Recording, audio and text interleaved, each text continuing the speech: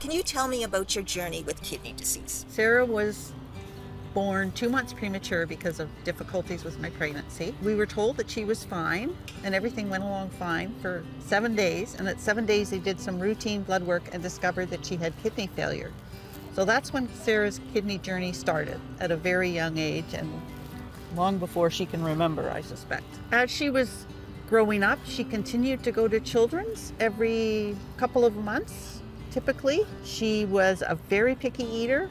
She was never hungry, and so they supplemented her diet with extra calories, and she took a number of medications to help with her kidney failure, and eventually was on several medications, including one injection, which I imagine she remembers. But at age 7, they told us that she really needed a transplant. She was falling off the growth curves.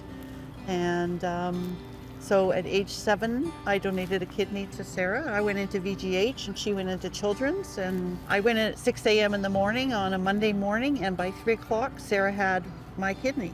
Do you remember a big change, Sarah, after you received the kidney transplant? I do. I felt much more energetic and much hungrier.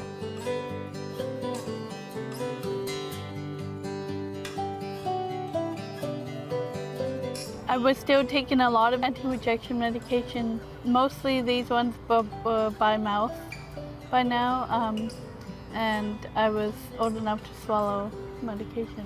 So life seemed pretty normal. Fairly normal. I did go to school and I had different restrictions such as wearing a mask, and I actually had to use a different washroom from everybody because of all the germs. And You weren't allowed to play contact sports. I wasn't allowed to play. Oh, I stopped going on the monkey bars, which is my favorite, because they could kick and hurt my kidney, which was not covered up by ribs anymore. So the transplanted kidney. Kidney, so it could get easily damaged. When she went into the hospital to have her transplant, she had calluses all over her hands. And the doctors asked her what she had been doing.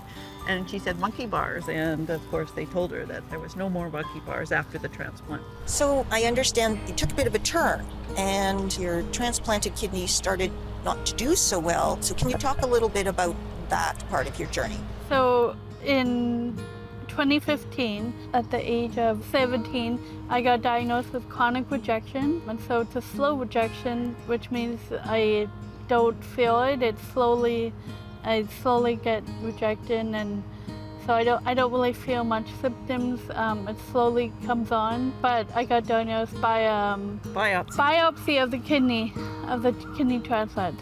But one of the things that was really noticeable was her decline in energy. She went from like a size 8 down to a size 2. And the weight. Yeah, she really lost a lot of weight, and she wasn't trying to lose weight. It was just, she just wasn't eating very much at all, and she wasn't feeling well.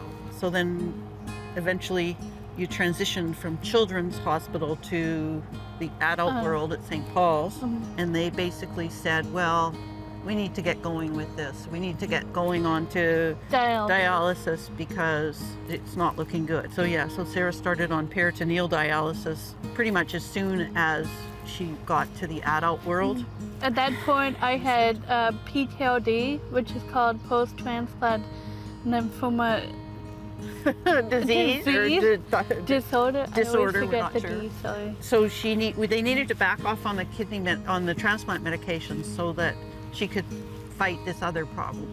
And so they said once we back off on the anti-rejection medications, then the kidney will continue to fail at a more rapid pace, and so we need to get you on to dialysis. So we chose to go on to peritoneal dialysis. So that's at home, and you do that overnight. For 8 hours. 8 hours, yeah. And so then by the time you set up and clean up, you're looking at maybe 9.5 hours of treatment. So that's a fairly big impact on your life, but you do it at night while you're sleeping. So that's not so bad. Sarah, tell me a little bit about what changed for you when you started peritoneal dialysis.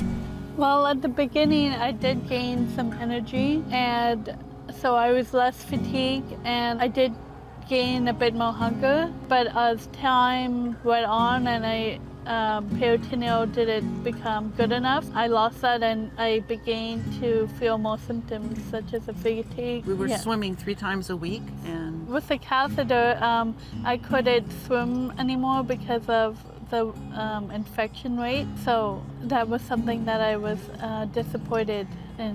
And I also understand travel became a bit of an issue too. Yeah, so when you get put on the transplant list, if you travel, they take you off temporarily, so you have a chance of not getting a kidney. it's also a lot more complicated to travel when you're on dialysis. Even PD, where the machine is relatively small, it's just a lot more complicated to take all of the equipment and the dialysate and everything when you're traveling. It is possible though, but it's just a lot more complicated. So tell me, you went from PD and you're now on home hemodialysis. So how did that all come about? So unfortunately, my peritoneum got thicker and it wasn't working as well. So I had to switch to home hemo. I got a fistula and then it had to mature for about 6 weeks. Yeah. And then I trained for another 6 to 8 weeks. In the hospital. In the hospital. So I officially didn't started at home for about a few months. How are you feeling? I'm feeling much better. I have a lot more energy on this dialysis and I'm a lot less swollen.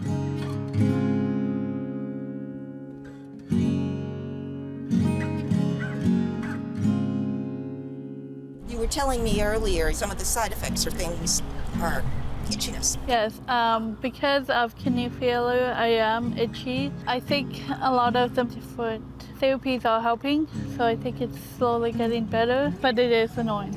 And so you're on the transplant wait list now. Yes, that's correct. I'm on the kidney transplant wait list for a deceased donor. And you've been on there for about what, 6 years? 6 years. 6 years. And yeah, she's highly sensitized, which means that she doesn't match a very large percentage of the population, like less than 1%. So we kind of knew at the outset it was going to be a long wait, but we're really keen to try and find a living donor. Mm-hmm. So that will provide better outcomes, mm-hmm. and it opens up more opportunities too. The possibility of more chances of finding a donor.